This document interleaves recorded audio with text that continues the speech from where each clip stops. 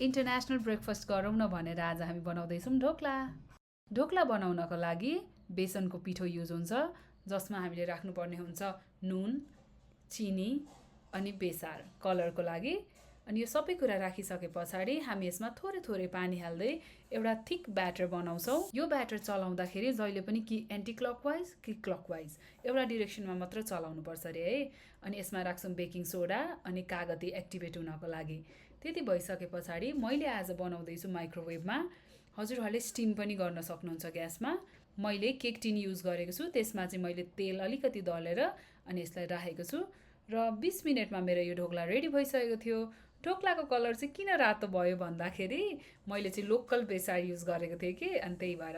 अनि ढोक्लामा चाहिँ तड्का हालिँदो रहेछ, जसको लागि तातो कराईमा हामी राख्छौँ तेल अनि हिङ फुराउँछौँ, कालो तोरी, हरियो खोर्सानी अनि कढीपत्ता। मसँग कढीपत्ता फ्रेस थिएन, सुकेको थियो, त्यही भएर त्यही राखेँ। अनि एकैछिन त्यसलाई सटे गरे पछाडि राख्छौँ पानी उम्लिन थालिसकेपछि राख्छौँ हामी चिनी र नुन अनि राख्छौँ कागतीको रस। यति भएपछि हाम्रो तड्का रेडी हुन्छ। त्यतिकैमा हाम्रो ढोक्ला सेलाइसक्छ। अनि यो तड्का पनि अलिअलि मनतातो हुँदैखेरि हामी ढोक्लामाथि राखिदिन्छौँ। अनि त्यति गरिसके पछाडि त्यो ढोक्लाले सबै त्यो तड्काको पानी जतिलाई सोध्छ अनि एकदमै धेरै स्पन्जी र जुसी हुन्छ। अनि त्यस पछाडि हामी ढोक्लालाई डिजायर सेपमा काट्छौँ।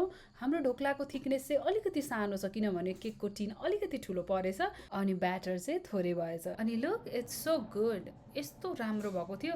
कलर चाहिँ अब अलिकति लोकल बेसारले गर्दा रातो आयो, बट टेस्ट वाइज चाहिँ एकदमै धेरै मिठो थियो। Thank you for watching. By.